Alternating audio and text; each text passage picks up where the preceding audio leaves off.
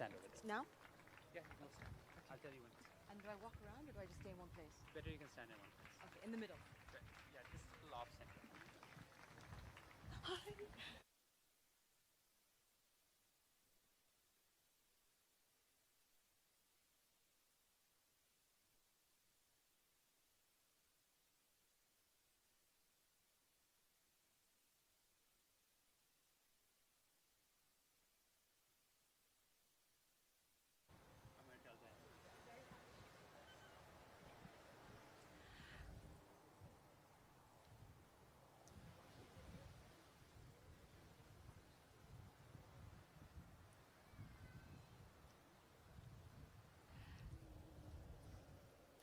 مساء الخير، نامسكارم. السلام عليكم وسلام من متحف البحرين الوطني في مملكة البحرين الغالية. من دواعي البهجة والسرور إن أرحب بكم اليوم في هذا الحدث الهام لإنقاذ التربة. معكم في تقديم هذه الفعالية نورة العامر. Good evening, Bahrain. It is with absolute delight that I welcome you today to this historic Conscious Planet Save Soil event. I am your host today, Noura Al-Amir.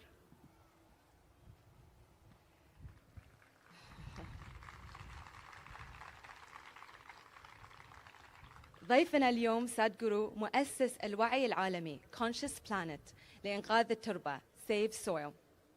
لقد بدأ رحلته من الدراجة الهوائية من العاصمة البريطانية لندن بتاريخ 21 مارس متوجها إلى الهند، واليوم هي اليوم ال57 في رحلة 100 يوم. Today, the 15th of May, marks the 57th of Sadhguru's iconic 100-day journey across the world to expedite the awareness of and restore soil health. 40 days, braving relentlessly through storms, rain, and snowy mountainous terrain, and sandstorms now, driving ceaselessly with a pizzazz that has the world watching with bated breath. A lone rider at 65, starting from London, crisscrossing through Europe, and now he is here in Bahrain.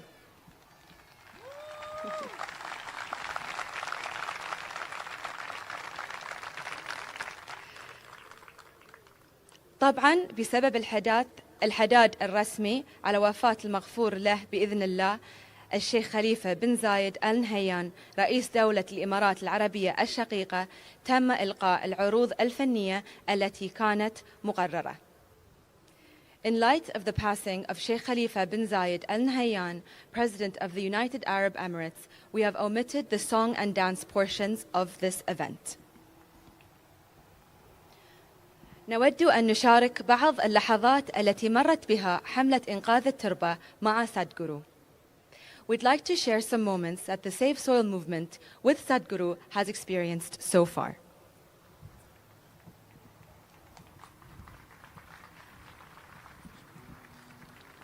You mentioned that people are still yet to come. Did you say that part? Okay. Okay, anyway.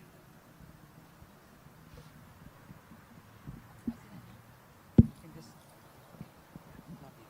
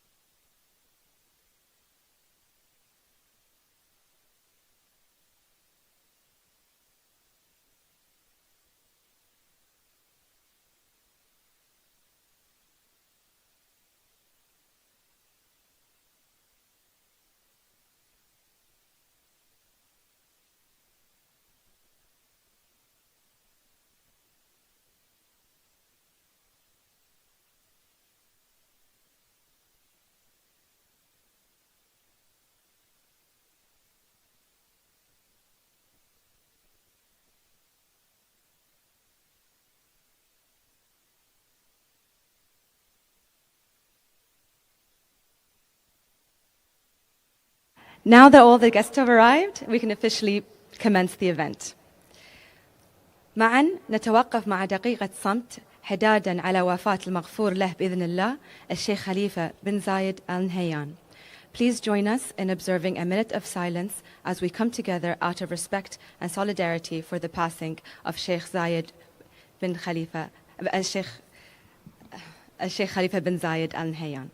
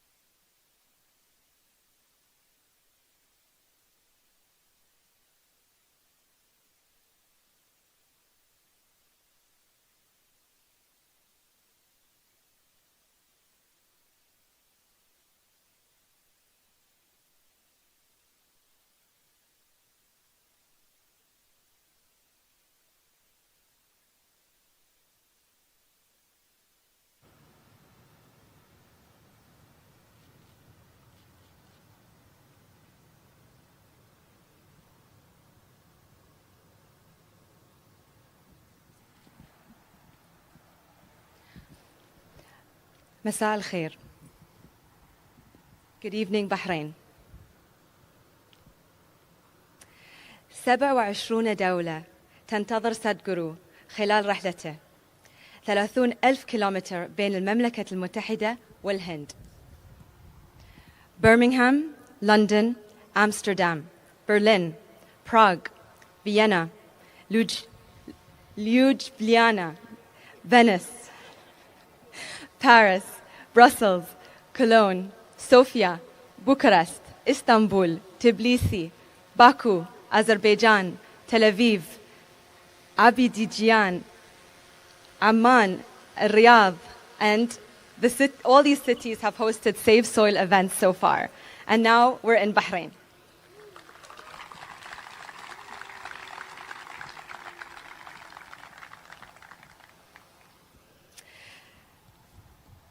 We're in Bahrain to spread a message today, a message of environmental awareness. Save soil is necessary to maintain life on our planet. وكل ذلك، كل رحلة سادغورو ليس فقط لنا بل للأجيال القادمة على أرضنا. فلنتشارك جميعاً هذه الرسالة السلمية على مواقع التواصل الاجتماعية باستخدام هاشتاغ Save Soil وروابط Conscious Planet. The world is rallying for Save Soil. Sadhguru is riding, not for you and me, but for our future generations. Helping us spread and share this message on social channels, please use the hashtag Save Soil and tag @Conscious Planet.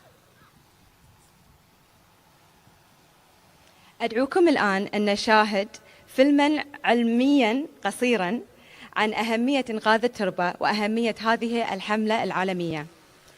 The proverb goes, prevention is better than cure. We are at the cusp of time where every action we perform will either have an affirmative or negative impact for years to come. As occupants of a shared planet, we have the unique opportunity to be part of a solution to crises like soil extinction and desertification. Please see a video we're presenting to you that explains the science behind the Save Soil campaign. We are talking about climate change, carbon emissions, and global warming and various other aspects, but we are not addressing soil. Soil is the habitat upon which zillions of lives thrive.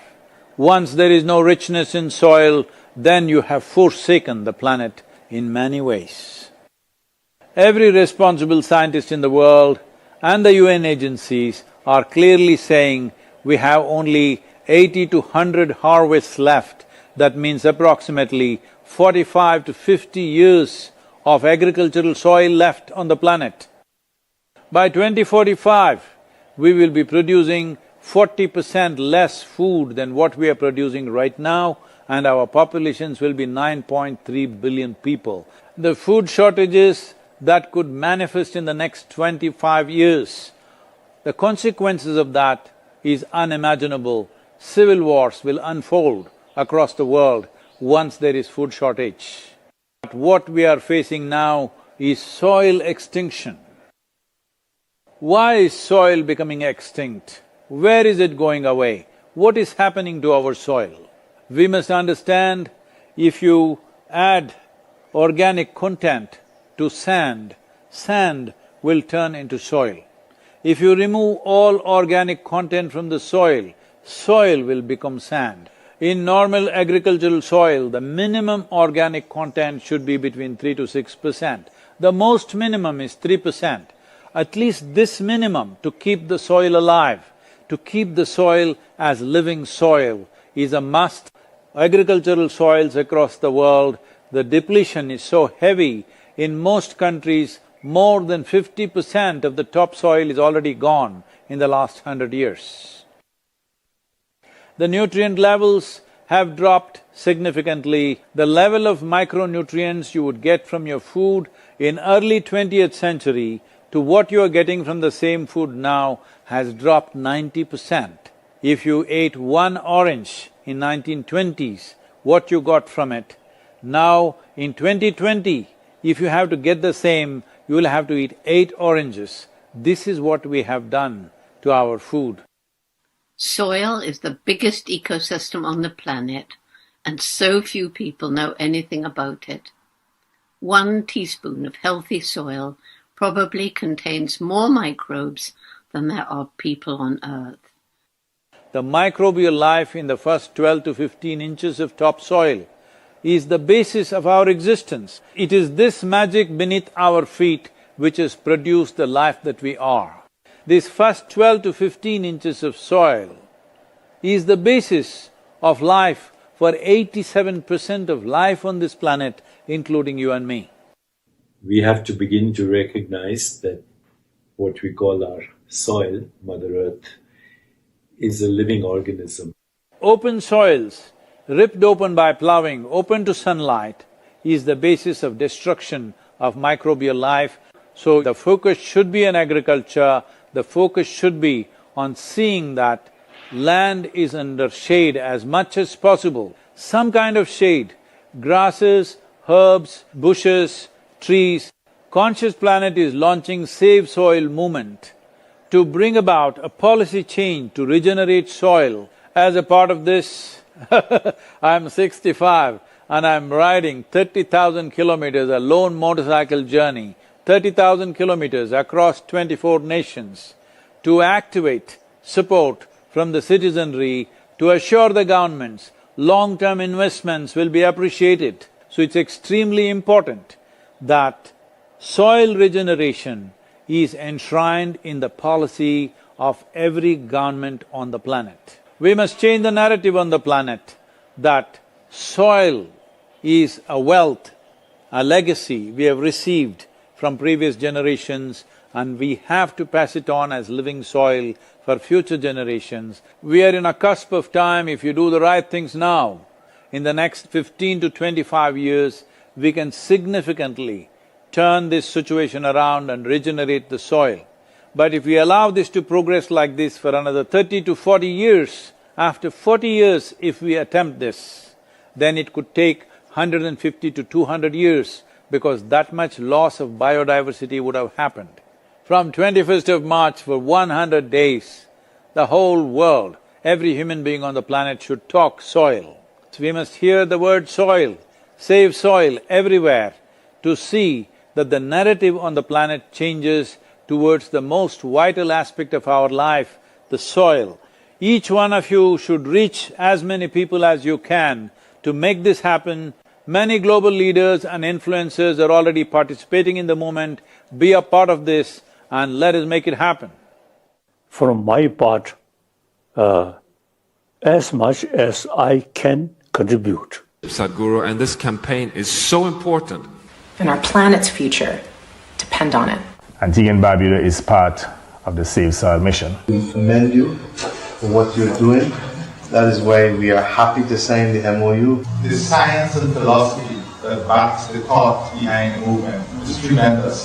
We know what we must do, so let's make it happen. Let's make this happen. Let us make it happen.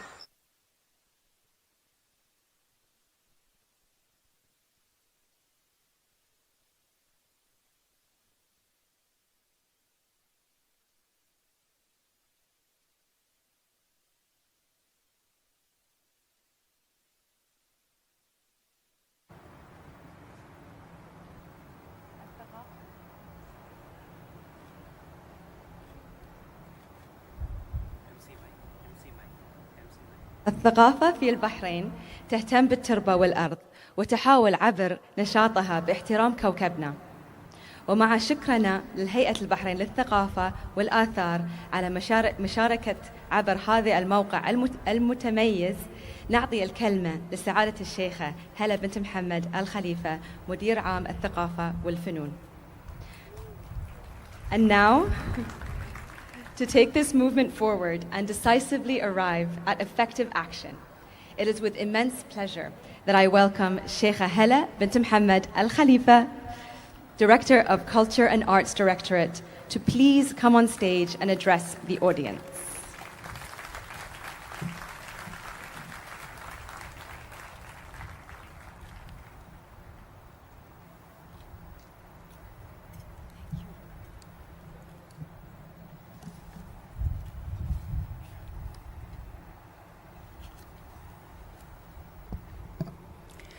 أصحاب السعادة، حضورنا الكريم، مساء الخير.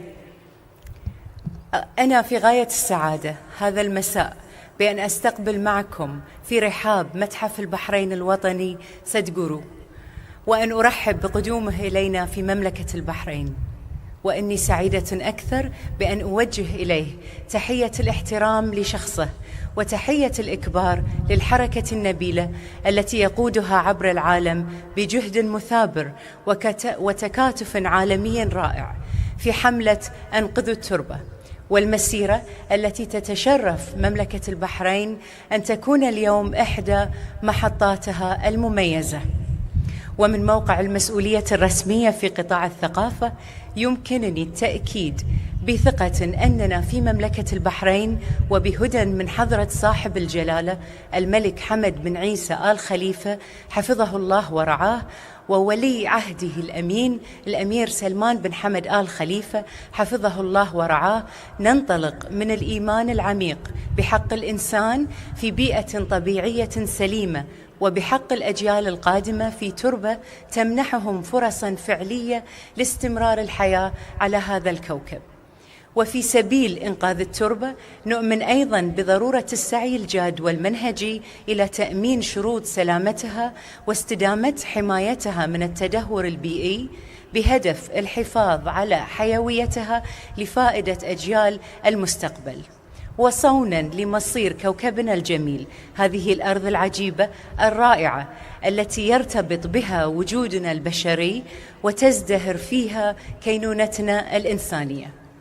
ومن هذا المكان المميز الذي يحتضن لقاءنا هذا المساء يمكنني القول أن متحف البحرين الوطني، هذا المعلم الثقافي الغني الذي نفتخر به، هو بمختلف محتوياته الثرية خير من يحكي قصة بلادي عبر كل ما اختزنته وحفظته تربة البحرين على مر الحقب والعصور، منذ حضارة دلمن وما قبلها وحتى يومنا هذا.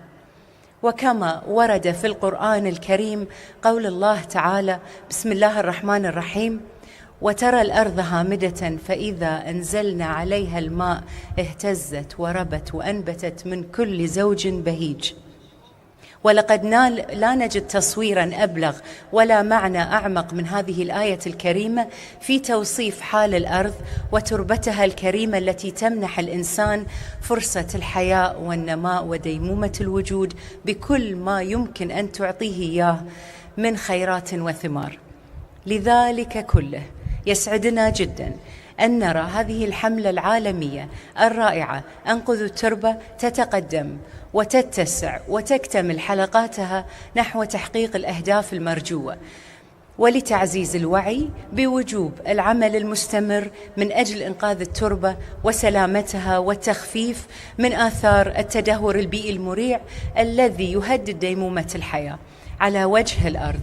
ولا يفوتني في مطلع هذا اللقاء الجميل بكم أيها الحضور الكريم أن أجدد التحية والتقدير لسادغورو والترحيب به على أرض البحرين، كما لا يفوتني أن أشكر لكم جميعا اهتمامكم ومشاركتكم، وأن أتمنى لهذه الحملة الرائعة كل التوفيق.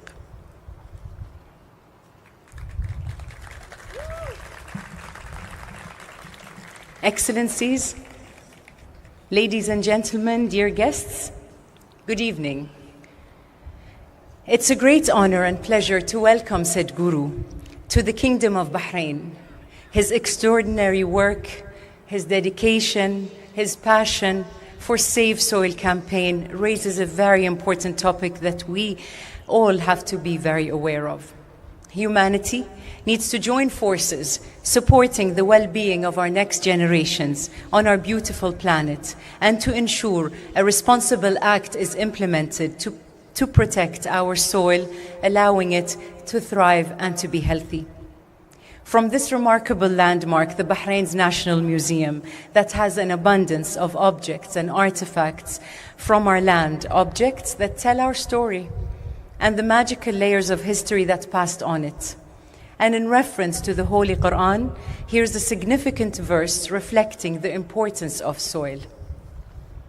Bismillah ar-Rahman ar-Rahim. And you see the earth barren, but when we send down upon it rain, it quivers and swells and grows of every beautiful kind. Finally, it is an absolute honor to take part in welcoming Sadhguru. I'm confident that his message will touch people from various walks of life, and I hope we can all make a positive change in supporting this campaign. Special thanks to His Excellency the Ambassador of India for all his support, to the wonderful team of Sadhguru, to the volunteers, to the team at the Bahrain Authority for Cultural Antiquities for their hard work, their time and dedication to make this event possible. Thank you very much for listening. Thank you.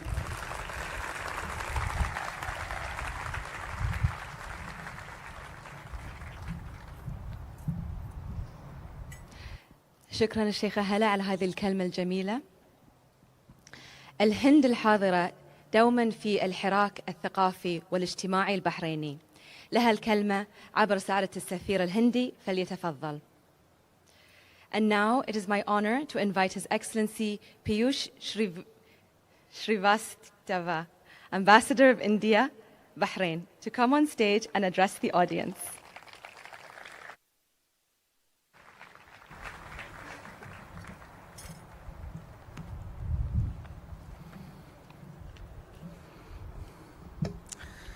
Thank you, Honorable Sadhguru Ji, Your Excellency Sheikha Hala bint Mohammad Al Khalifa, Director of Bahrain Authority for Culture and Antiquities, Excellencies, distinguished guests, dear members of India community, friends from media, ladies and gentlemen, Namaskar, Assalamu Alaikum, good evening to all of you.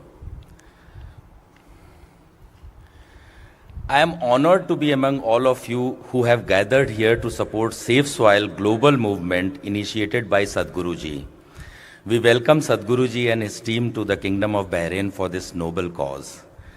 As you all know, we have seen in the film, Sadhguru Ji is here in Bahrain as part of Conscious Planet Save Soil global movement to create awareness about land degradation and advocate for healthy soil. Sadhguru Ji's Save Soil movement seeks to activate and demonstrate citizen support across nations as he rides a motorcycle, traveling across 27 nations 30,000 kilometers in 100 days and empower governments to initiate policy-driven action to revitalize soil and halt further degradation.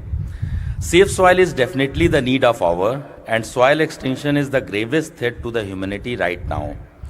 Sadhguruji's visit to Bahrain is taking place at a time when India and Kingdom of Bahrain are marking golden jubilee of establishment of diplomatic relations. And India's 75 years of independence, our history rooted in trade, culture and people-to-people connect dates back thousands of years to Indus Valley and Delman civilizations. Our robust and diverse bilateral cooperation include key areas of environment, climate change, renewable energy, agriculture and food security. Institutional mechanisms are in place or being discussed to promote our collaboration in these highly relevant contemporary areas. Honorable Sadhguruji, Bahrain is among the preferred destinations for the Indian community. Indian community comprises about quarter of population of Bahrain, a cross-section of which is present here to listen to you. I must say I have been here for 2 years and I think primarily because of COVID and also otherwise, I haven't seen such a large gathering. Thank you all for coming in such a large number, taking time from your busy schedule. Sadhguruji, it's a vibrant and dynamic community which has contributed to the economic development of the kingdom. Our community is witness to the liberal and welcoming society of Kingdom of Bahrain. This small island has welcomed the Indian community and all expat community with really a big heart. The vision and policies of peaceful coexistence of the leadership and government of Bahrain have provided a conducive environment to the Indian community for them to excel professionally as well as to live happily, peacefully and comfortably in the kingdom. I take this opportunity to convey our thanks and gratitude to the government of Kingdom of Bahrain for all the assistance and support extended for the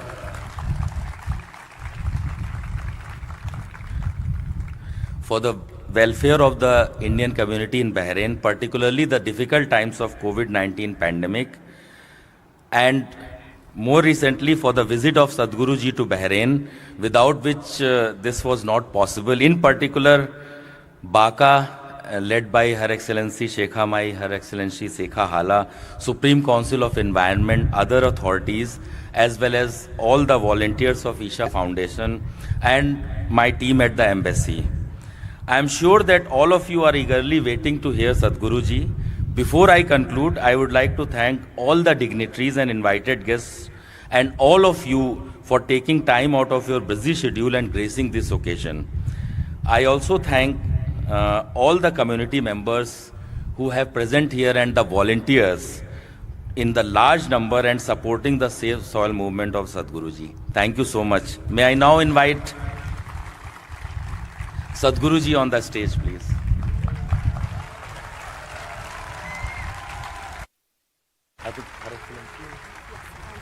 Her Excellency Sheikha Hala. Yeah.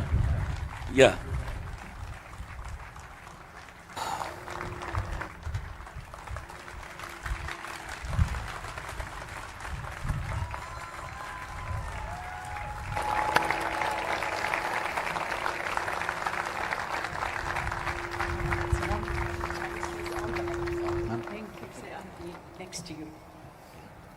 I'll hold the English side, okay? I hold the Arabic one.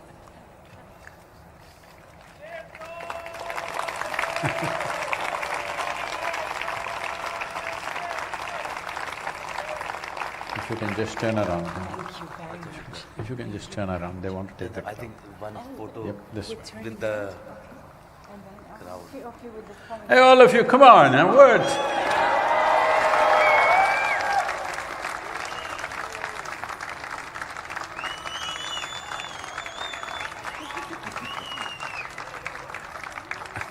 Thank you. Thank you. Thank you. The stage floor is yours, Sadhguruji.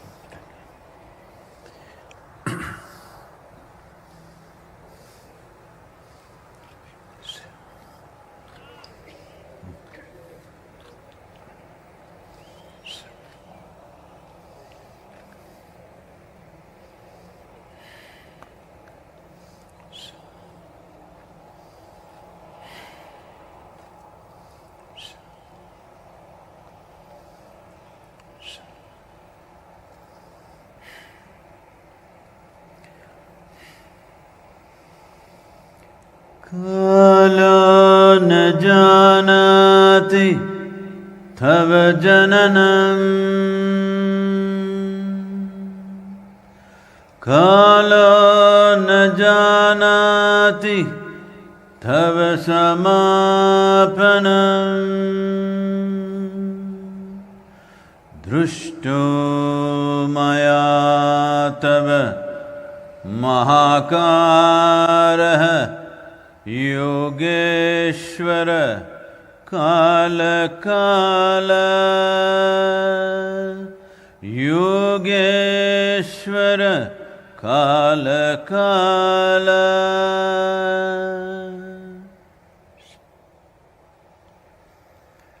Namaskaram and good evening to every one of you. Well,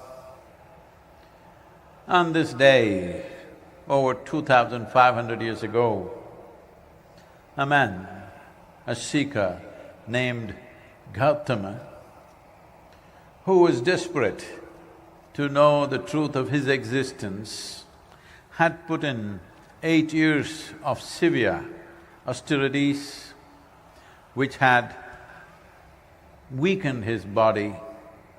He was literally on his last legs of fasting and hurting his body in so many ways. He came near a river which is called Niranjana. Unfortunately, that river doesn't exist anymore. We have killed many rivers in Indian subcontinent, this is one of them. So it was just a little, over 15–20 inches of water flowing. And he tried to cross it, just knee-deep water. But halfway through, he did not have the strength to continue. So he held on to a branch that had fallen there. And we do not know how long he held on. People say it was a very long time, but in his weakness he might have… even a few minutes might have felt like a long time. But he had no strength to take the next step. At the same time, he was not the kind to give it up. So he held on for supposed to be a very long time. And then he realized, what am I doing? What am I doing with myself? To know the nature of who I am, why am I walking all over the place, doing all kinds of difficult things and torturing myself in so many ways, when all I have to do is turn inward?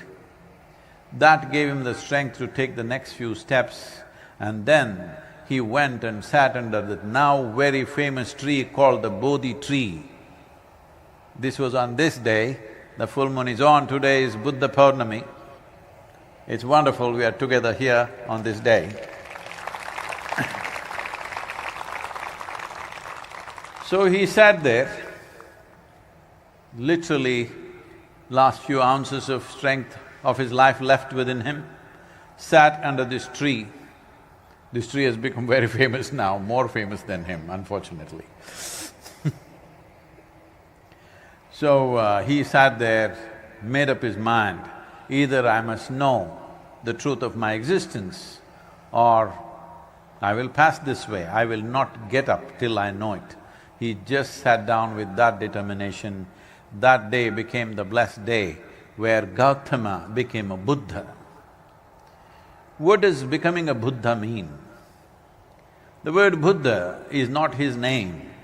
There were many Buddhas before him, there are many after him, there still are many. Bhu means buddhi or the intellect. Dha means dada, one who is above. One who is above his intellect is a Buddha. Well, if you are below your intellect, in India, they will call you Buddhu. If you are in the intellect, you are a non-stop suffering human being.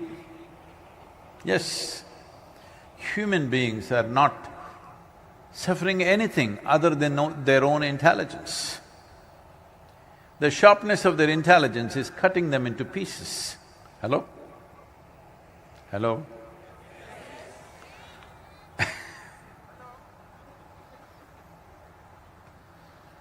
No, I'm saying hello thinking you are asleep, I'm not.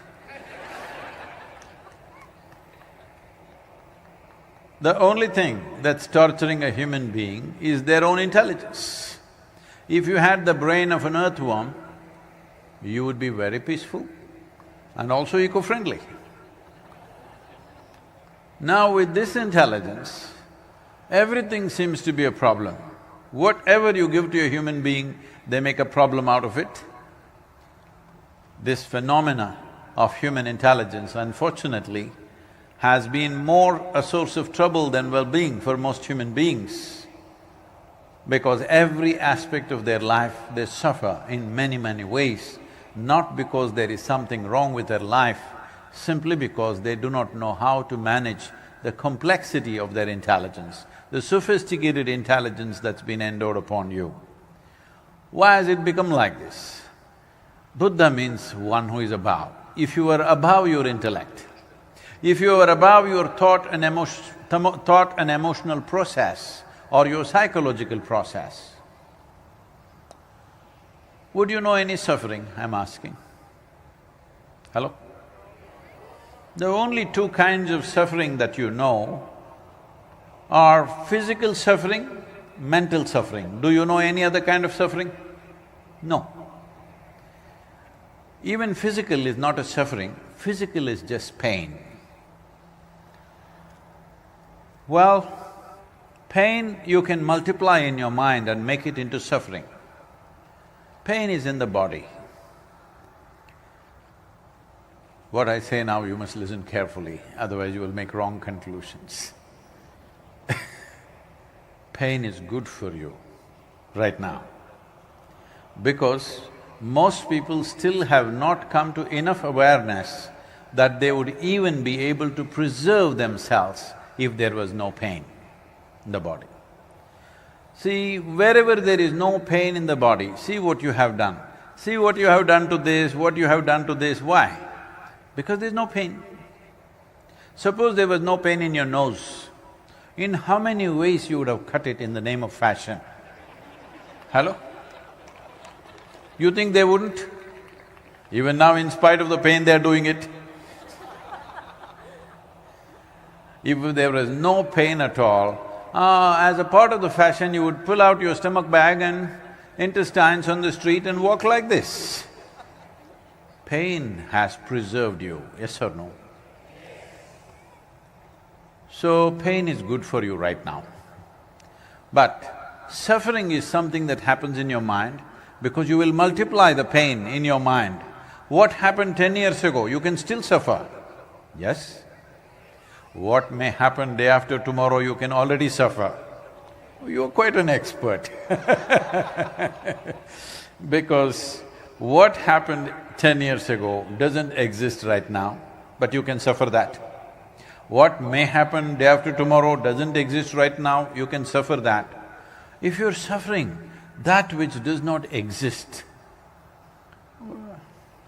I don't want to call you names, but you tell me, hello?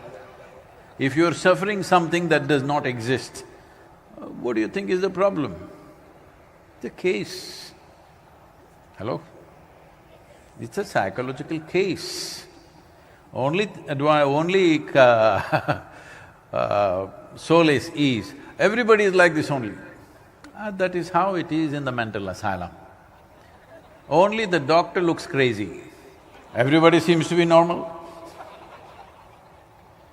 So right now, this is all the human condition is. So on this day, on Buddha Purnami, the glorious moon is out today, this is Buddha Purnami moon. On this day, Gautama realized that the only way to be free from suffering is to be beyond the mind. Once you're above your physicality and your psychological process, that is the end of suffering. And only when there is no fear of suffering will you walk full stride in your life. Otherwise, every step that you take is a half a step, because the fear of suffering, what will happen to me, what will happen to me, always holding you back. I want you to look at your life carefully. Every aspect of life, whether it's your profession, your personal life, your marriage, whatever decisions you make, always the fear of suffering is determining what you do and what you do not do. Isn't it so? This one thing goes away from your life, you will realize the full potential of what it means to be a human being. People say, Sadhguru, you are a superhuman being. No, this is not about being superhuman. This is about realizing being human is super.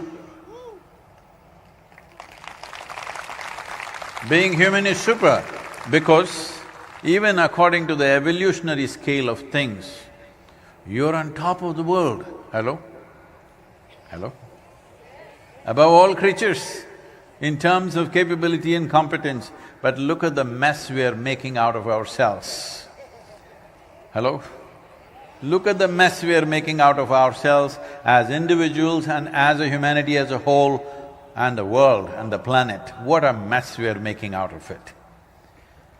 Because our intelligence needs a conscious handling. But right now, our intelligence, we are still treating it in a compulsive manner. You know, the genetic scientists are saying that the difference between you and a chimpanzee, the DNA difference between you and a chimpanzee is only 1.23%. 1.23%, not much of a difference, isn't it? Hello? Not a passing mark for sure. 1.23%, is it a great amount of difference? So I'm saying that is how close you are physiologically to a chimpanzee. But in terms of intelligence and awareness, you're worlds apart from a chimpanzee, and this is your problem. You have an intelligence for which you don't have a stable enough base. Now your own intelligence pokes you all the time. Even if you're alone, you suffer.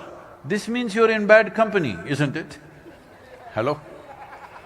If you are with me and you're suffering, you can blame it on me. But if you're alone and you're suffering, obviously you're in bad company.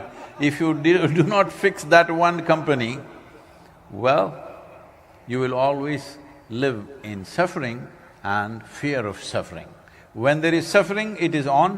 When it is not, when you get a respite, there is a fear of suffering all the time. This is why Gautama became very important in the world. He gave methods as to how to be above the activity of our mind. The entire yogic system is just about this, how to be what you are and how to keep what you have gathered. When I say what you have gathered, I'm going to ask you a few questions, will you answer or will you… Hello, all of you, I'm asking all of you there. Yep.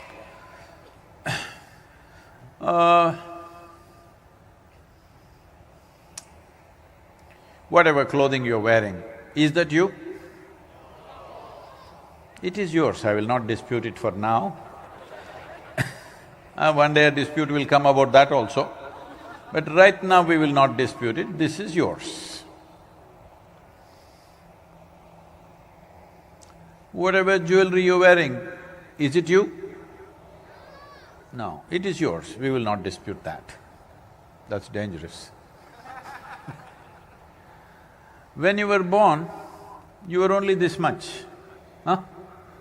Now you gathered this much body, so you obviously gathered it. Is that yours or is it you? Hello? The very body that you carry, is that you or is it yours? It's me and mine, this is a clever ploy. Me and mine. See, anything that you gather, right now, this is a very famous vessel, now I will pick this up. It's famous because it's traveling with me, you know. It's not done anything significant, but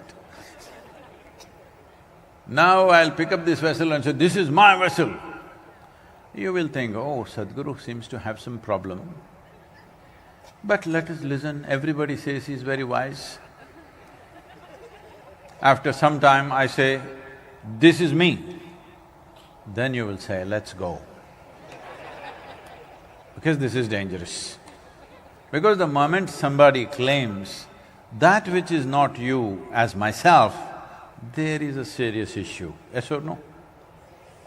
This you're doing every day. Food appears in front of you, food appears upon your plate, you say, this is my food. You eat it, then you say, this is me. There's a serious problem here. Your body, you gathered over a period of time, yes or no? What you call as my mind is a heap of impressions. This also you gathered over a period of time, yes or no? So what you think is you is actually what you gathered. What you gather can never ever be you, it can only be yours at the most. So this body, this mind, if this is not you, what the hell are you? This is what he went on searching, Gautama. He's not from moon, he's from this planet, because yesterday Shekhar was pointing about every wonderful girl around her and saying, this is an angel. I said, don't say this, these are all wonderful human beings. There are wonderful human beings in the world, hello? Everybody who is wonderful, if you change their origin from somewhere else, now there'll be a problem. Human beings will have no aspiration to be wonderful. You know, we are a volunteer organization, over 5,600 full-time volunteers and over 17 million part-time volunteers, so every day people have issues. What are they clapping? I'm talking about my problems and they're clapping. Because running a volunteer organization means nobody's trained for the job, very enthusiastic. They're always on the go, enthusiastic, but they don't know what to do. And you can't fire them for inefficiency because they're volunteers. You run something like this, you will go mad. So here things will be happening, you know, we are like 7 days of the week, 365 days, nearly 18-20 hours a day, every day. So a lot of things happening.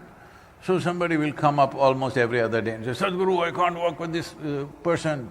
Oh, she's horrible, I can't do this, that guy is like that, this guy is like this, I can't work with them. Then I tell them, see, this is the kind of horrible people that exist on this planet. Like this one, like that one, like that one, like that one. These are all the horrible people we have. But if you see that what you're doing is very significant, you have to work with these horrible people. But if you want to work with perfect people, you must go to heaven and today. Hello?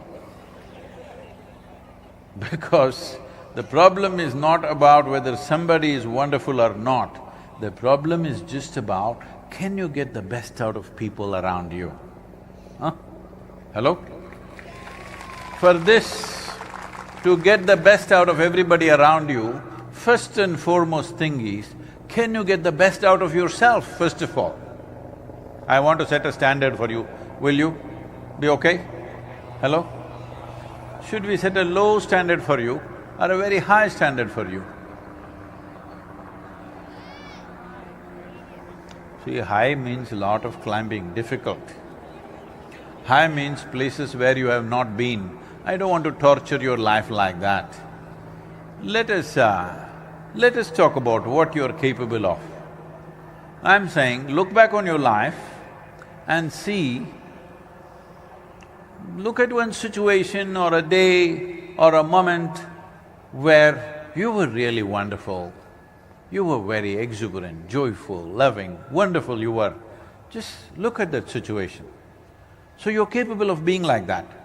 Make that the baseline of your life, that you don't come below that. Hello? There were other moments when maybe you were a little nasty and horrible to somebody or to yourself, leave those things. Whatever was the most wonderful moment in your life, where you were wonderful, not the situation, make that the standard to be, because you're capable of that. Hello? I'm not asking you to do anything that you're not capable of. You're capable of being like that, Sustainability is the only problem. Hello? It's all about sustainability. You are capable of being joyful, you are capable of being loving, you are capable of being wonderful, but it's intermittent, it fires once in a way. It must fire every moment of your life. Hello? Because in your life, if you do not do what you cannot do, there is no problem. But if you do not do what you can do, you're a disaster. Yes or no? What you can do must happen, isn't it? What you cannot do, it's okay. What we cannot do will not happen, it's all right.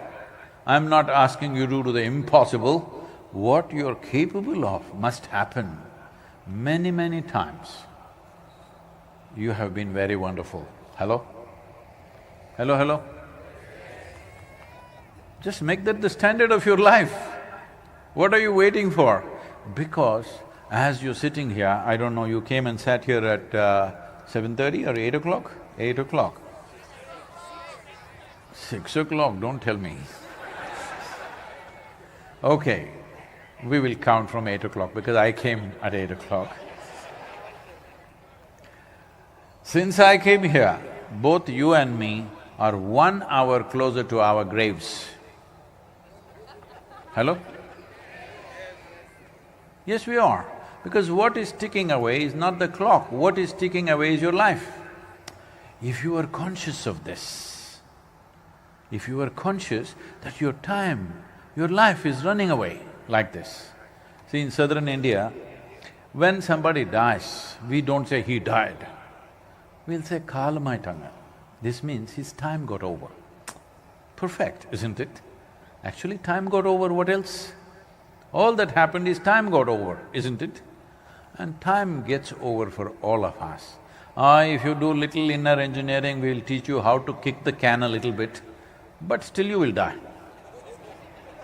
Yes, it's very important that you should know this. We can teach you how to postpone it a little bit. There is no technique to avoid it. You know this, all of you? No, I just want to check, am I talking to mortal human beings or immortals? Because there is nothing to do with immortals, they're hopeless cases. Once they become immortal, they are absolutely hopeless because you can't talk to them. Hello? Did I hear that Alexander came to Bahrain, is it? Okay.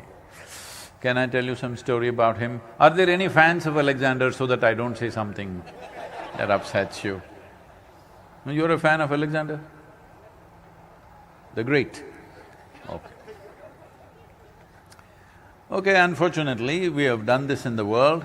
We have labeled certain people as great simply because they were conquerors. I don't know personally how many he killed, but people claim personally he could have killed over 15 to 20,000 people, that is with his own sword. Overall, his armies killed nearly 1.5 million people in those days when populations were way below what it is today. Killing 1 million people in those days. In strange lands, you go and simply kill people and say, I've done it, and go to the next land and kill people and say, this is it. Once you make such people great, and your children read in the books that killing is the greatest thing I can do, you have set a wrong direction for the world itself, isn't it? Hello? Because all of you must think about this, because today we are in this phase of… we call this entertainment.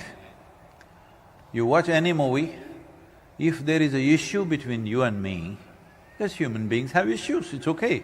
Hello? We have disputes and issues.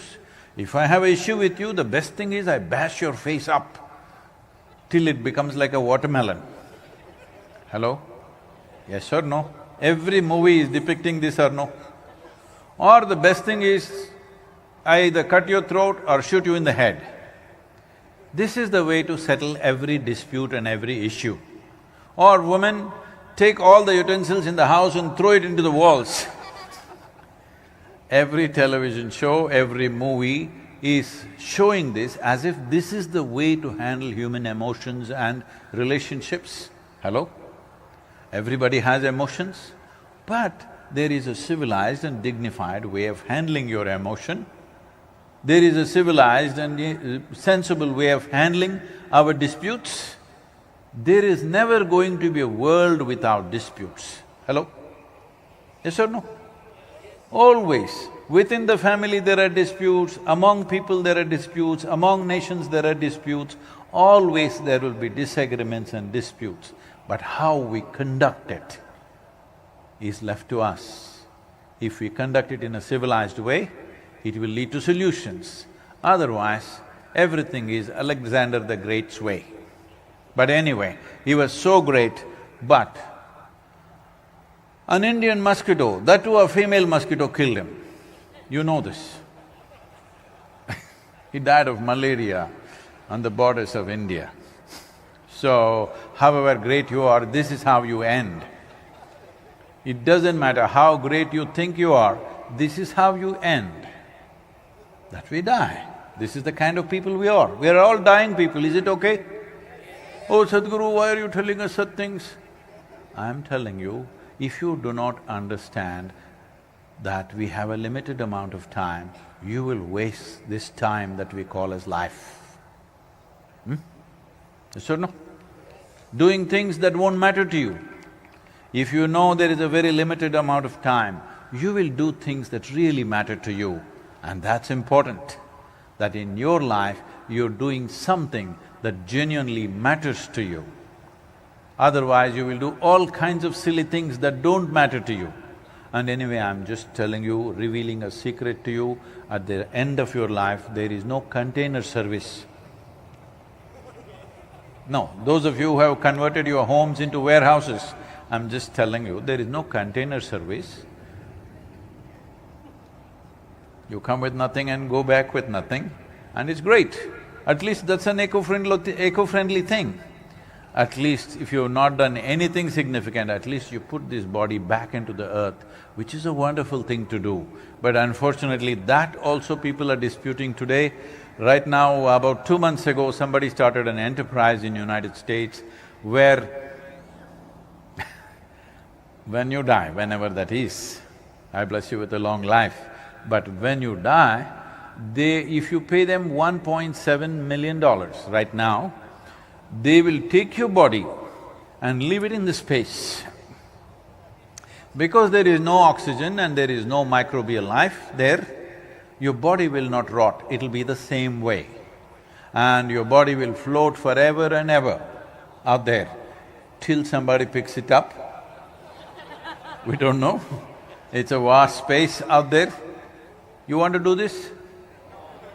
I'm taking the bookings, $1.7 million. I'm saying, if we don't have any sense in our living, at least in death, we must put this back into the earth because that's where we took it from. Hello? At least this is one eco-friendly thing that everybody can do to enrich the soil. Is that the only thing you'll do? Huh? Is that the only thing you'll do? No. So why this soil became an issue? See, this has happened not because there is some evil force sitting somewhere wanting to destroy planet Earth, nothing like that. Human aspirations, in search of human happiness and well-being, all these damages happen. Right now the living Earth statistics says, because this has become the ideal, American way of life, United States has become an ideal in many ways because of Hollywood and so many other influences. If all the 8 billion people have to have what an average American citizen has, we need 4.5 planets. But right now we have only half a planet. 52% of the world's topsoil is already gone. With half a planet, if we have that kind of aspirations, well, we're heading for a disaster. But I'm not even here to talk about that. All I'm saying is, do your life whichever way you want. I'm not asking for any lifestyle change, I'm not asking for any food change or dietary changes or anything. Because soil is in such a precarious condition where we are talking about soil extinction. At this point, we don't want to divide the humanity, we need every one of them. People asking me, Sadhguru, you are not fighting the fertilizer company, you are not fighting the pesticide company, weedicide company, herbicide company. No, the only thing I'm fighting is the suicide company. Because right now, it looks like we are on a suicide mission. I'm only against the suicide. Everything else can be handled later, because right now, it's the death of the soil that we are debating. If the soil dies, all the other aspects will be meaningless. Is it even possible that soil can die? Yes, because soil is alive because of microbial life. What does microbial life mean? See, right now 60% of your very body is microbial life, only 40% is the genetic material from your parentage, 60% is other life. Compared in numbers, from the number of human cells you have and the microorganisms that you have, if there is an election, they will win, flat out, because they are 60% population in your body. Because your body and your life right now is a consequence of what is happening beneath your feet. It looks the way it looks, but it's alive. It is the largest living system, not just on the planet, not just in the solar system, in the known universe. The largest living system is the soil or the topsoil of this planet, which is just 15 to 18 inches. This much soil around the world is the basis of life on this planet, just this much soil. 15 to 18 inches of soil contains zillions and zillions of life forms and millions of species. Every year, on an average right now, according to UNFAO, we are losing about 27,000 species of organisms are going extinct per year. At this rate, if we go, in another 30 to 40 years' time, we will reach a point where regenerating the soil will either become extremely difficult or nearly impossible. And once it reaches that point, what will happen to human life on the planet is unimaginable. We don't even want to imagine that because that's going to be terrible. But before that, many things could happen. Right now it is expected, because of soil degeneration, it is expected by 2032, about 3.5 billion people will be water stressed. That means their daily drinking water will be a challenge. Right now already about 1.85 billion people daily are struggling for their daily drinking water already in the world. It will reach 3.5 billion. Because of this, 1 to 1.2 billion people will start migrating, desperate for water. Well, when a billion people move, the amount of suffering that it will cause to individual human beings is another world. Especially women and children will get the worst. Whenever forced migrations happen, whenever unplanned migrations happen, whenever people end up in places where they don't know how to make a living, whenever they don't know the language, they don't have the necessary skills to survive in a given society, women take the worst. So women of the world must stand up and make sure this doesn't happen, because always when forced migrations happen, the worst comes to the women and children. In Sudan, when this war happened, about 260,000 people died. This war is mainly for fertile lands. In this 260,000 people, 50% were children below 6 years of age. 50% of 260,000 who died in a war for land, for fertile land, 50% are children below 6 years of age. Because right now already it's evolving in that direction. Last year, the World Food Program has spent $9 billion distributing food. This year, they are desperate to have $15 billion. 2023, they want $22 billion. How long can you go on distributing food like this? People have to grow food where they are. Food must grow where people are. It's very, very important. For that, soil has to stay alive. Soil staying alive means just this, it is alive, rich with microorganisms. To what extent means a handful of soil like this can have 8 to 10 billion organisms, that's how alive it is. If this has to stay alive, they need food. What happened to their food? Because the organic matter which they can consume, that's the only thing they eat. And the organic matter that they need to consume can come from only two sources: plant life and animal life. There is simply no other organic content anywhere in the known universe. There is no organic content anywhere. I'm stressing on this because a whole lot of people think they can print organic matter on their 3D printer. Unfortunately, we've gotten into such states of mind that people think we will print the food. Whatever nonsense you want to do, you still need organic content. Shall I tell you a story? You're getting very serious. It's a serious matter, but it's very important that we stay level-headed and handle this joyfully, because this is our love for life. This is not a protest, this is not an agitation, this is not out of anger or resentment against somebody. This is out of our love for the life that we are and the life that's around us and the life that should be on this planet beyond us.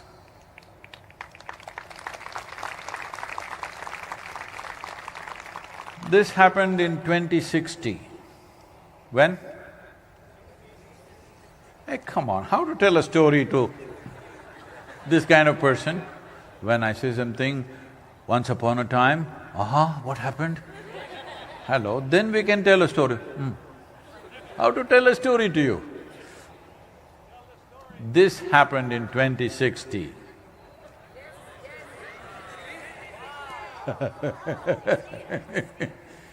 So a few scientists sought an appointment with God and they got it.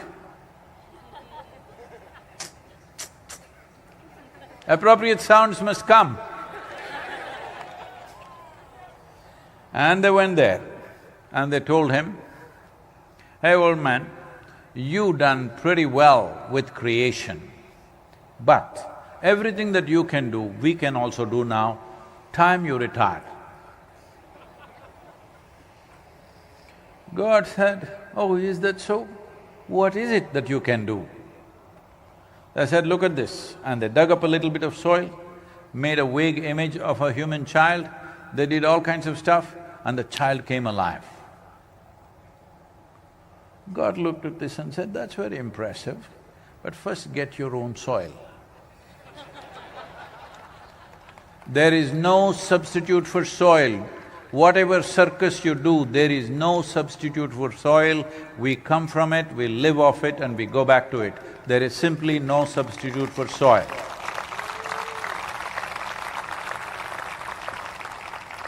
This 15 to 18 inches of soil that you see as topsoil is the cream of this planet. It has taken thousands of years to make this soil the way it is, for these lives to proliferate and get here.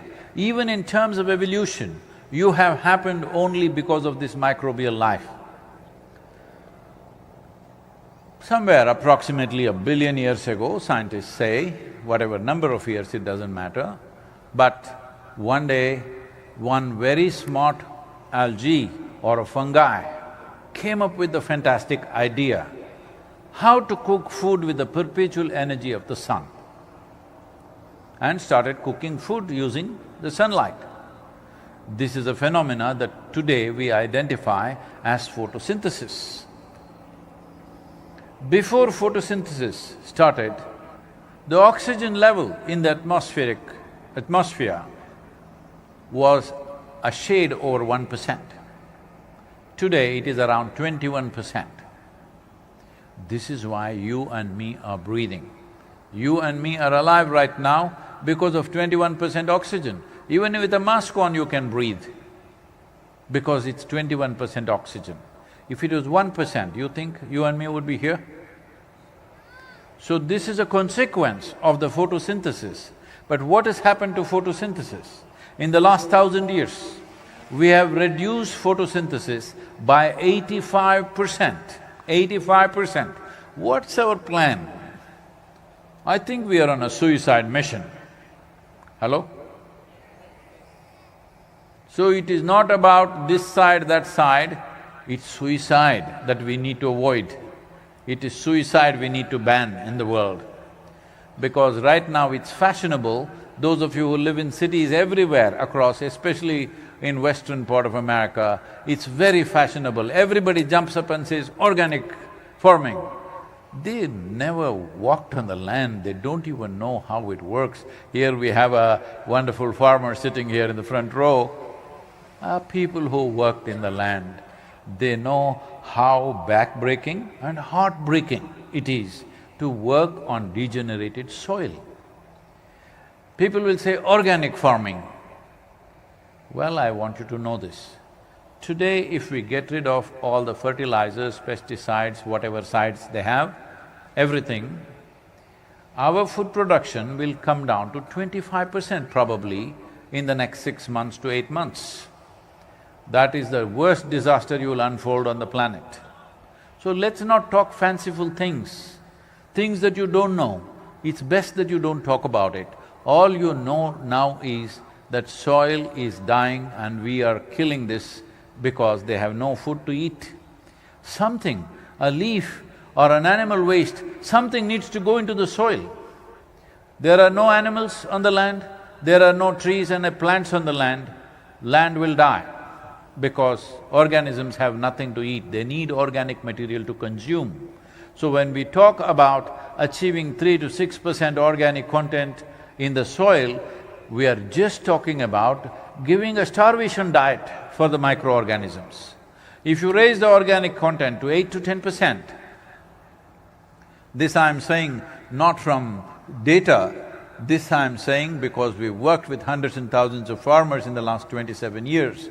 If you raise this to 8 to 10%, your irrigation requirement will come down to 30% of what you're using right now. If you're using 100 liters of water, it'll come down to 30 liters of water because soil's ability to hold water is greatly enhanced once the organic content and the organisms are active. Once they're living, they will make sure there's enough space to absorb water and hold it there. This is the only way the future generations can be safe on this planet, that a minimum of 3%. 3 to 6% is minimum. This much must come.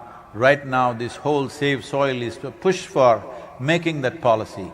Everybody says, let me roll up my sleeves and I'll go and fix my kitchen garden. That's very cute of you, okay?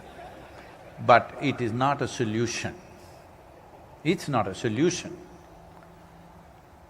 Solution will happen only when there is a policy in the world because 54% of the earth's land is seriously farmed right now.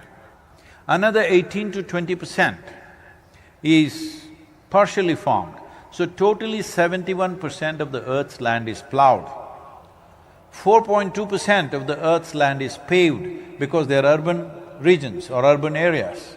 So totally 76% of the world's land has no photosynthesis. The croplands have photosynthesis for 2 to 4 months in a year, rest of the time they don't have. Urban lands, of course, you can plant a few trees, but you cannot replace all the buildings with trees, that's not a practical solution. Urban lands, you can leave it, you can make it a little greener and make it more pleasant, that's about it. But it is the agricultural land which needs to be attended to. It is fashionable right now, I'm sure many of you here also, but it's very fashionable in the world to talk about, let's fix the rainforest. You don't have to fix the rainforest. If you stay out of it, it will stay great. Yes. Let's fix the oceans. This also the same thing. If you reduce the footprint upon the ocean, it'll be fixed. You don't have to do anything about it. 1 year, I'm saying, just 1 year, if human beings don't go out fishing in the ocean, everything will bounce back in a volume that you cannot even imagine. So nature is capable of this, but agricultural land is that piece of geography where every day a human hand is tending to it. And that land is a disaster. Where human beings daily, men and women are working on this land, that land is dying because there is no organic content. Just do one thing. You just look at any satellite images or whatever of agricultural lands across the world. Is there one plant or one animal anywhere? How do you expect it to stay alive? When you plow the land today with machines, 12 to 14 inches deep plowing is happening, and leave it open to the sun. This is murder of the soil. This is literally murdering the soil. Murdering the soil means the unfortunate reality is in the last 2.5 years, as I'm talking to various agricultural ministries, I realize 85% of the nations still address their soil as an inert material, that they can add a chemical, take out a chemical and fix it. It is the largest living system in the universe, and we refer to it as a resource. I'm saying all of us have fed upon our mother's breast. Do we ever call her a resource, or is she the source of our life? Huh? Are our mothers resource for us, or are they the source of our life? So it is the same, because the soil is the mother of our mothers. Without this, there is no life. And we think we are scientific. If there is no sense, all science will work against us, unfortunately. Hello? If the basic life sense is not there, science and technology will become the worst enemies of humanity because they will work against us.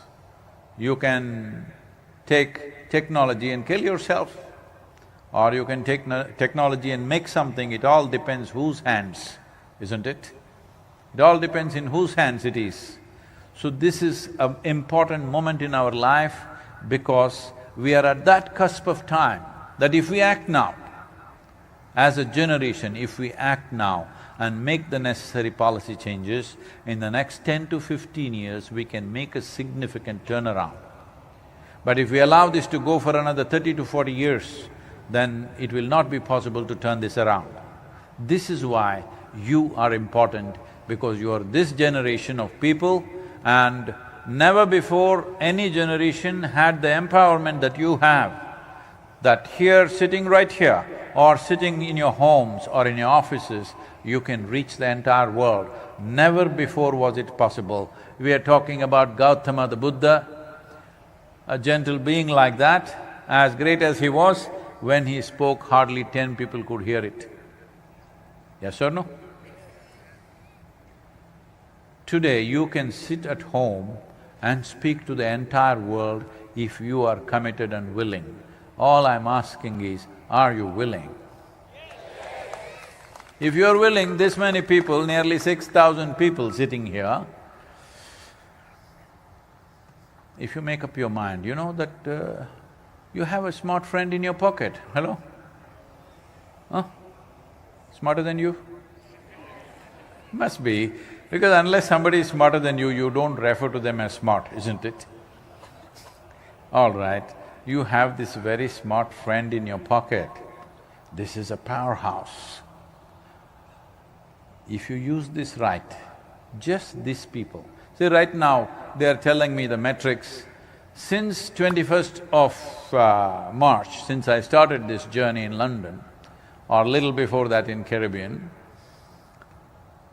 nearly a little over 2 billion people could have spoken about the soil aspect. Before that, 4 months ago, the word soil was not heard of.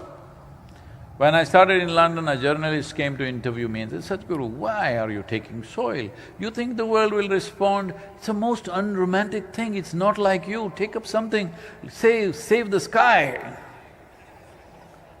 Soil, why?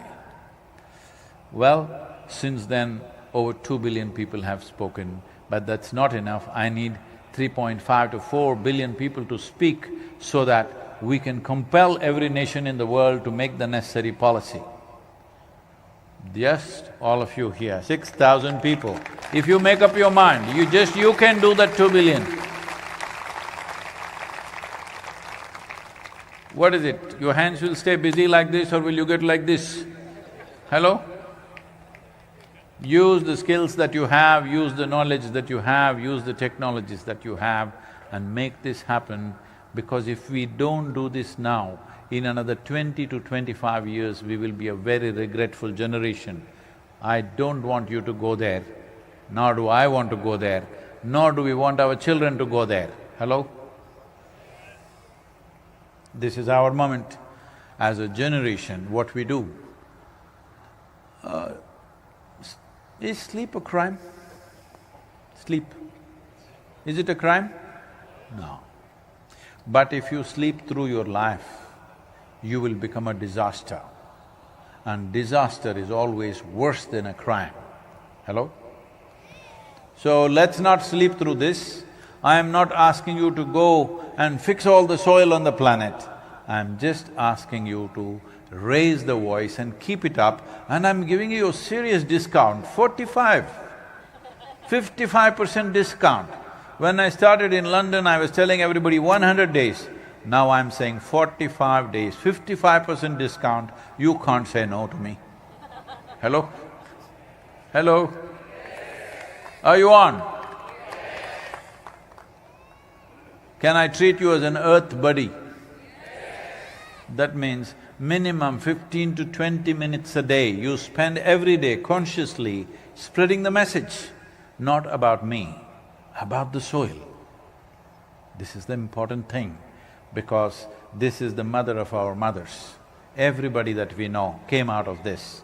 Whether it's a worm or an insect or a tree or a bird or an animal or a man or a woman, everybody came out of this. Yes or no? If we destroy this, we are destroying life on the planet, and this is a crucial moment in our life. Right now, nearly 72, 73 nations have already expressed their intent to make soil policies, which is significant. And I just addressed COP15 in Abidjan in Côte d'Ivoire in Africa, and there has been a very positive receptivity out there. 197 nations, including European Union, CARICOM and Commonwealth nations, all of them were represented. If they are also pushing it from UN agencies, but without the people giving a mandate, most nations cannot take those decisions, because most nations in the world today are democratic. What democracy means is, you give them a mandate only for 4 years or 5 years in some nations. So you elect somebody for 4 years and you expect them to do something which will bear results after 15 years? Hello? Unless people give a mandate. Because I must tell you this, there are two facts that you must know. One thing is, not a single nation in the entire world, not a single nation in the entire world has minimum 3% organic content as an average in their soil. The highest we have is 1.48% in Europe, Northern Europe. Southern Europe has 1.1%. The United States has 1.25 to 1.3%.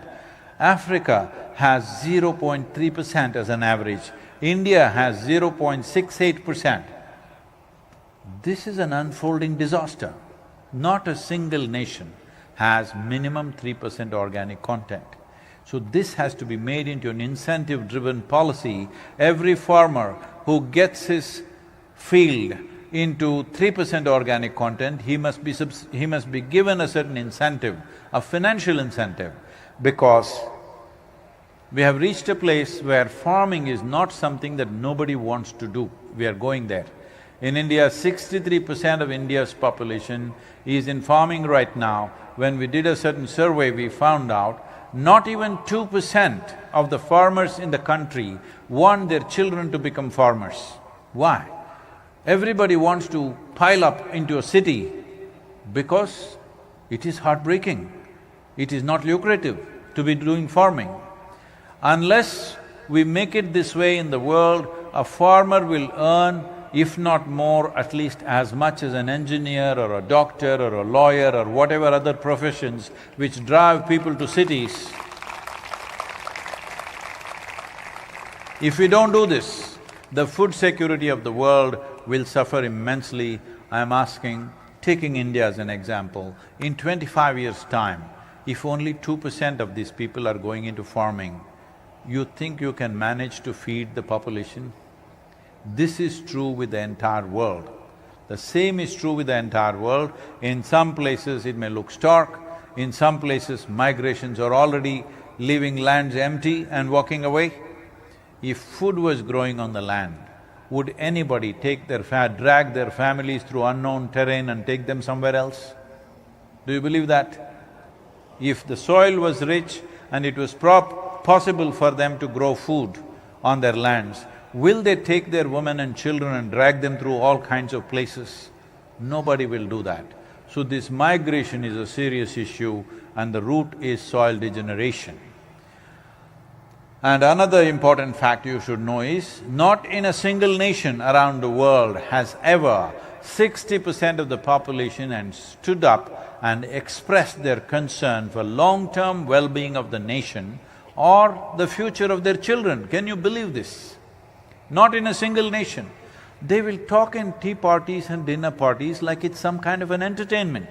Ecology and environment has become the biggest entertainment in the world because this is what people discuss in dinner parties and tea parties, and of course they don't do anything about it. So a time has come where 60%, at least 60% of the adult population should stand up and raise their voice and keep it raised. 55% discount for you. 45 days, will you keep the pitch up? If you do this, making the policies happen at the government levels, we are working in various different ways. We will see how this will happen in the next 24 months after this is over. We are working on this to see this should happen. Is this my planet? Let me hear that, huh? This is our planet. This is our planet. We have found 1,000 ways to divide human beings. Oh, in terms of nationality, race, religion, gender, caste, creed, name it, in every possible way, how you and me can confront each other, how you and me can get into conflict. We have found thousands of ways to do this. When, especially now, where the way we are empowered with technology, we have enough power. If we want, we can blow this planet to pieces. We have that kind of power.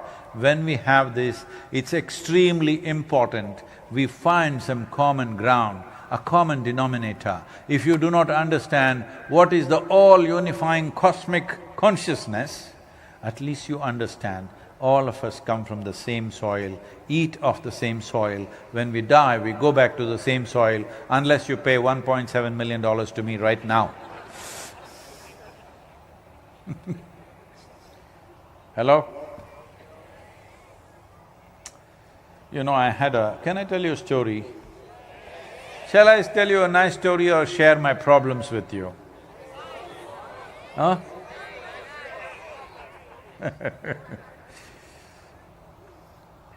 I had a great-grandmother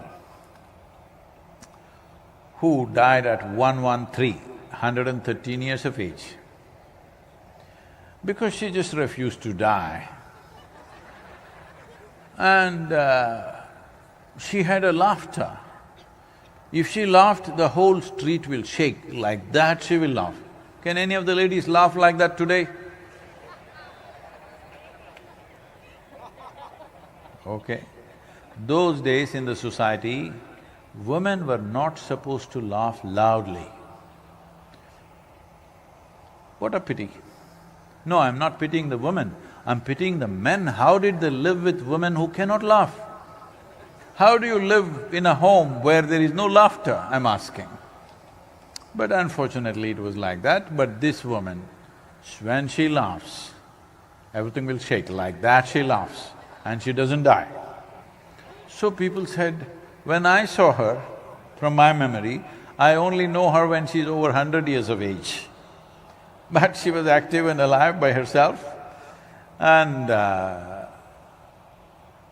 she will do various things. One thing that really kind of impressed upon my mind, one thing is she was a great storyteller. Endless stories. Endless stories means not many. If she starts one story, normally we met her only in the summer vacations, which is 35 to 40 days, we are there in our ancestral home.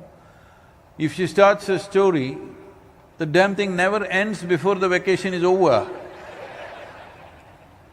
Because the princess will comb her hair like this. As it is going, stories and stories will spill out of this. Before she reaches the end of her hair, our vacation is over. We ask, what is the end, what is the end? No, you come next time. She had the confidence she'll be alive when we come next time. So, I saw her in many ways. One thing that really struck me was, she would live by herself. She built a temple, not with any god, for herself.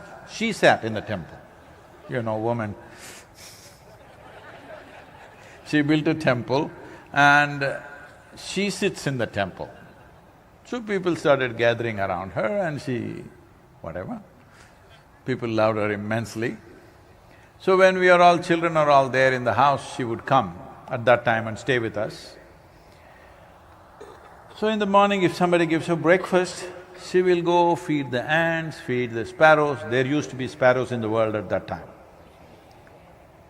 And feed the squirrels. More than 50 to 60% of her breakfast would go away like this. And there would be some self-appointed advisors, of course. Even I have some like that. They would be saying, oh, you old woman, you giving away all your food like this, you will die like this. They all died, she did not.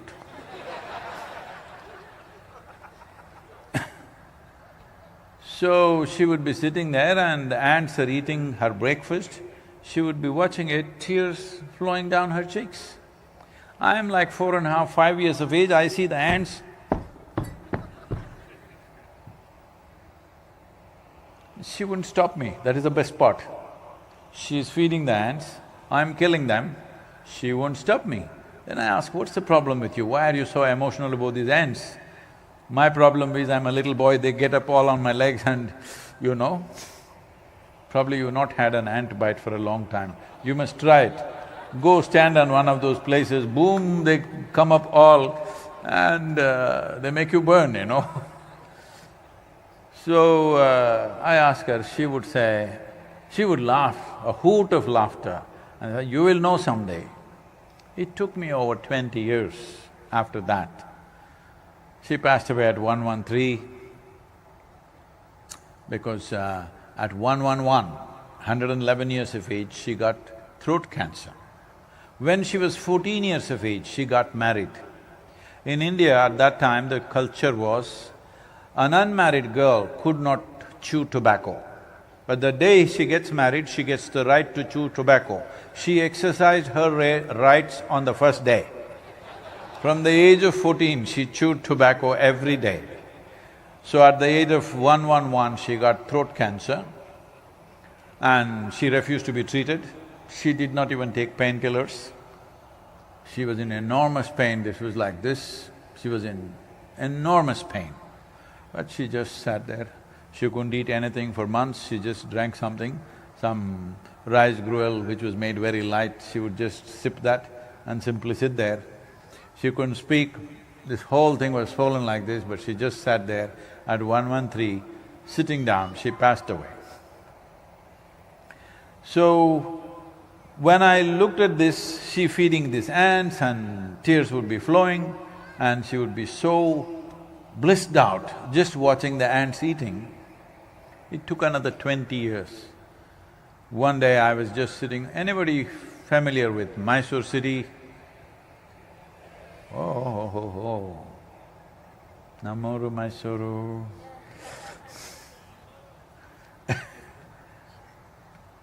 So, in Mysore city, there is a hill called Chamundi Hill.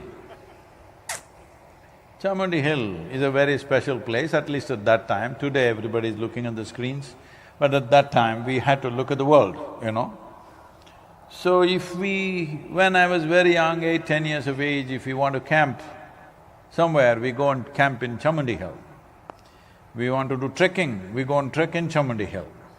It was big enough for us when we were little. And then when we grew up, we cycled up Chamundi Hill. Then we motorcycled up Chamundi Hill. We want to test motorcycles, we ride up Chamundi Hill. We want to have a party, we go to Chamundi Hill. If we fall in love, we must go to Chamundi Hill. If you fall out, you have to go to Chamundi Hill. If you have nothing to do, you go to Chamundi Hill. So I was busy with my businesses that I had started. Somewhere in the afternoon, I got an hour-and-a-half break one day. Not even thinking of going there, simply I rode up Chamundi Hill. Because I was so familiar with the hill, I know the hill in and out. So there was one big rock. Today, people have marked it and a lot of people are going there. I parked my motorcycle, climbed up and sat down. My eyes were still open. Suddenly I did not know which is me and which is not me.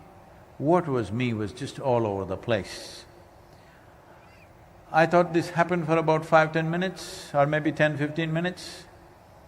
But when I came back to my normal sense, about 4.5 hours had passed.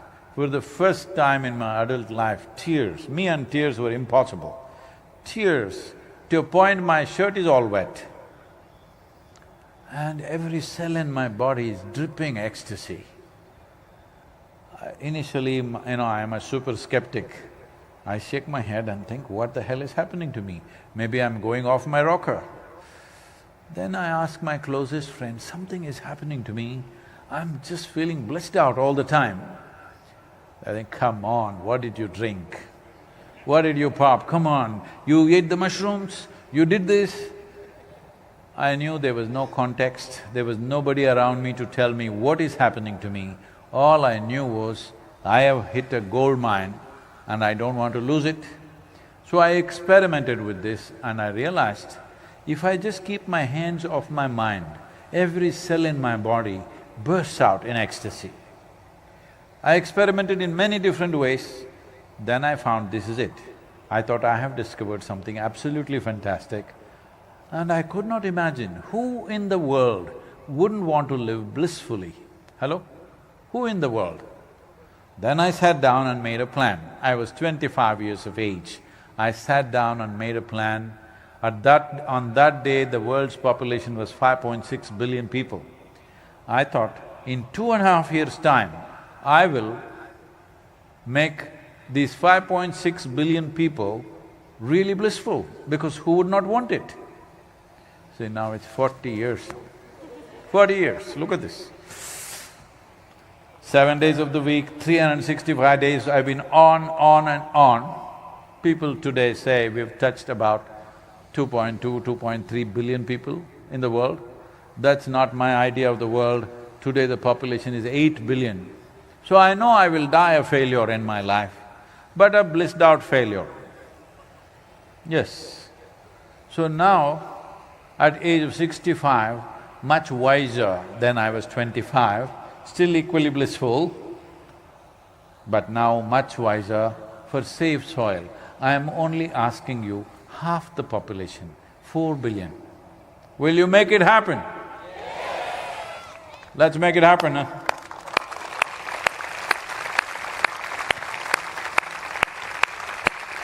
Let's make it happen. In one voice, when I say 1, 2, 3, you say save soil, let us make it happen. 1, 2, 3. Soil, let us make it happen. This is it. Because if people want it, when people want it, it must happen. Hello? The problem is, people have never stood up and said what really matters to them. Always talking about all kinds of nonsense that does not matter. You being a joyful human being, does it matter to you? Please tell me yes or no, otherwise I'll bless you. You being a peaceful human being, does it matter? You being a loving human being, does it matter? The earth that we live on is rich and wonderful, does it matter? We must say a clear yes every day within ourselves and around us, this is important. This is very important. We are shy of saying things that matter to us, lousy things we will talk to each other. Hello? If we get angry, very easily we'll abuse each other. But if we get feel little love, hello? That's what you must speak. Hello? When your heart beats with love, you must speak. If nastiness arises, you must close your eyes and shut your mouth and sit somewhere. Yes or no? Hello?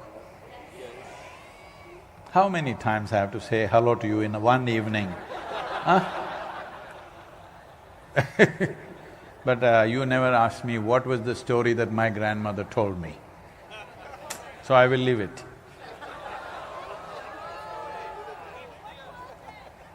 Okay. So, what's your name? I'm sorry, Huh?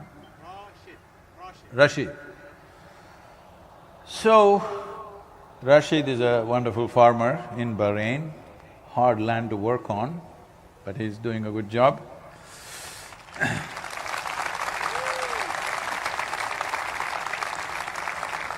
So there was a farmer in India, fertile land. He worked hard and expanded his farm. Those days, nobody owned the land, you could cultivate what you could. So he did that and then he got 2 sons. Both the sons, hard-working, worked with him and they further expanded and they became very well-to-do.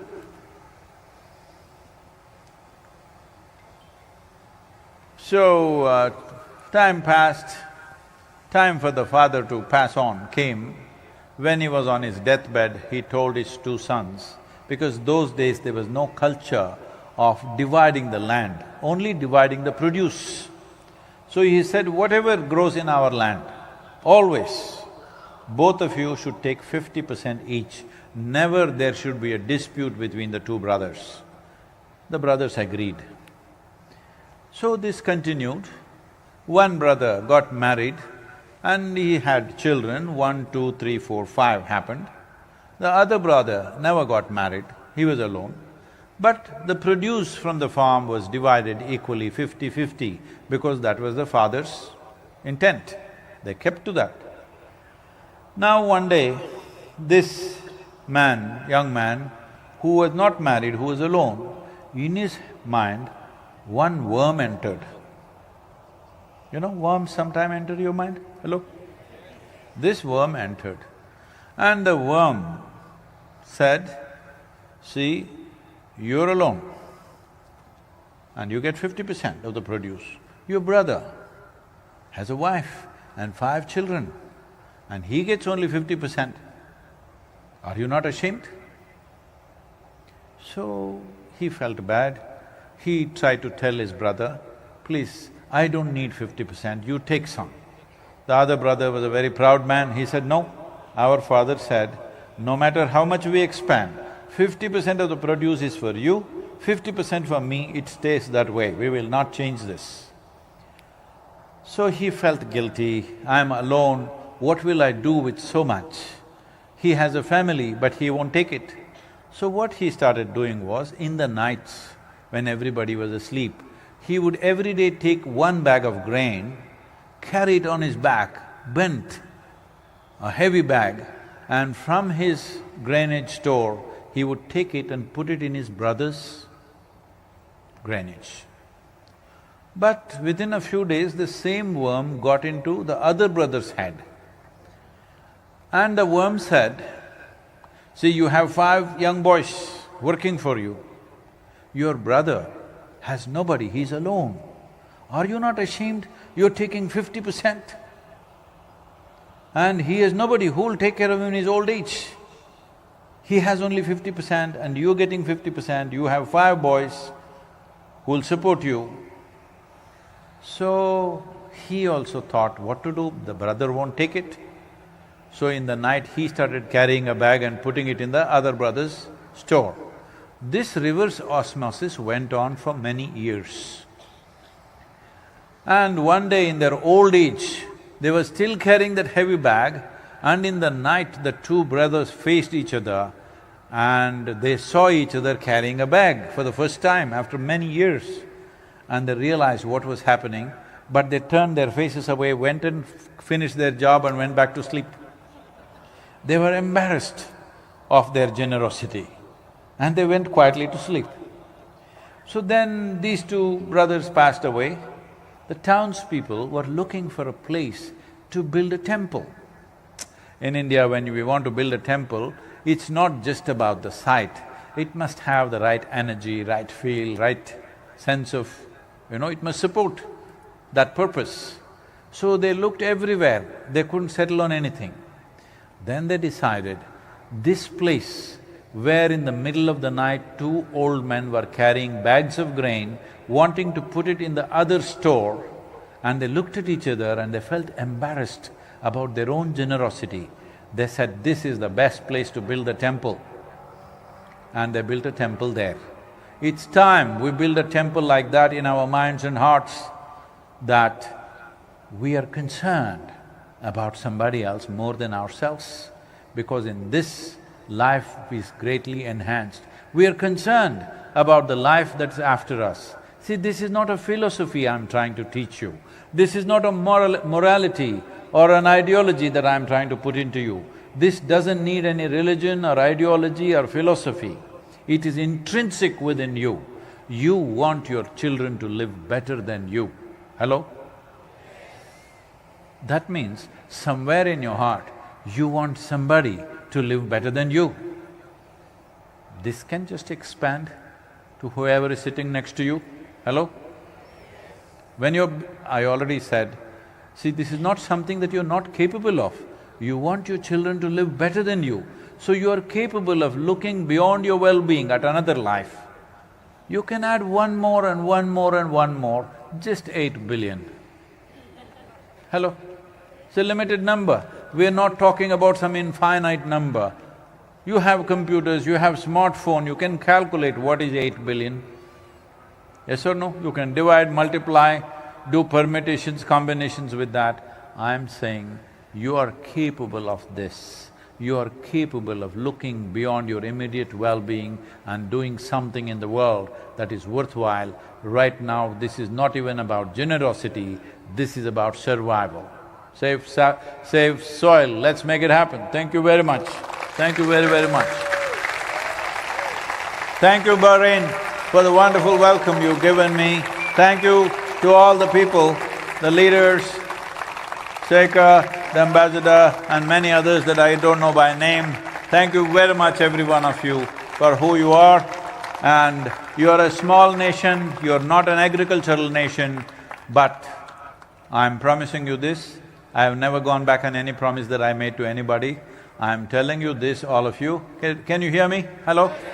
Those of you who are running away, can you hear me? I'm saying, if I hear the voice of Bahrain across the world in the next 45 days, within the next 18 to 20 months, I will visit Bahrain and offer a spiritual process to you. How's that? That's a promise I will keep. You must keep yours. Let's make it happen. Let's make it happen. Thank you. Thank you very much. Our deepest respects. Normally these events are full of music and celebration, but in absolute respect for the passing of the ruler of Abu Dhabi and the president of UAE, who has been a visionary and leader who's been immensely loved by his people and everywhere around. The incredible thing is, India has declared 1 day of mourning for UAE. This has never happened before. Wonderful. Thank you very much, all of you being here. Namaskaram. Namaskaram. We love you! Oh. Sadhguru, this is on behalf of the National Museum of Bahrain, who would like to thank you.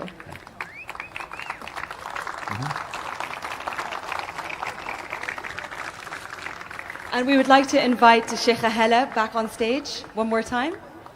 Sheikha, tafadhali, for concluding remarks.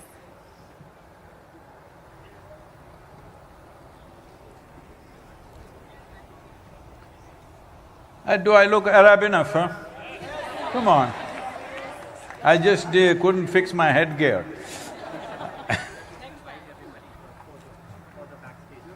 Sadhguru, thank you very much. It's an absolute honor and pleasure. Thank you, sir. Thank you. Thank you for your inspirational talk. You made so many people inspired and happy, and we will follow.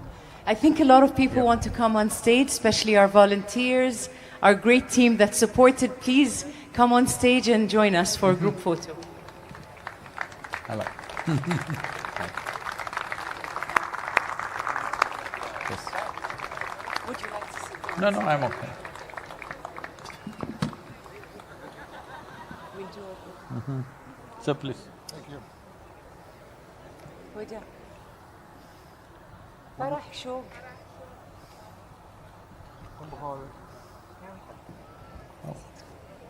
English. Up to you, Sadhguru. I'm okay. Okay, great.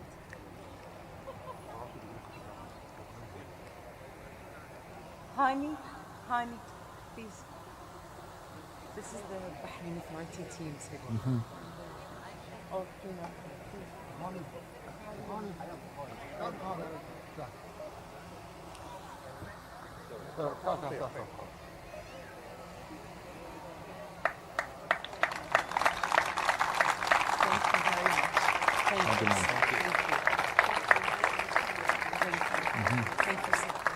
Thank you. Thank you very much. Thank you. Please come.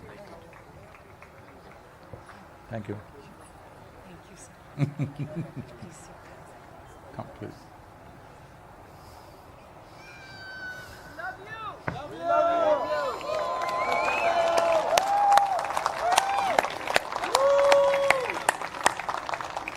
45 days.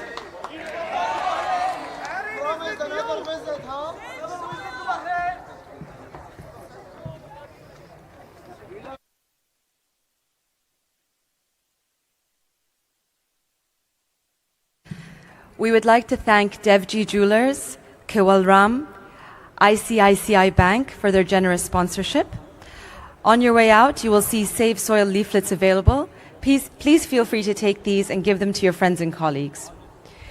Due to the large number of people here, to avoid congestion when leaving, please use the exit nearest to your seating bay. Bay 1 corresponds to exit 1, Bay B2 to exit 2, Bay Z to exit 26.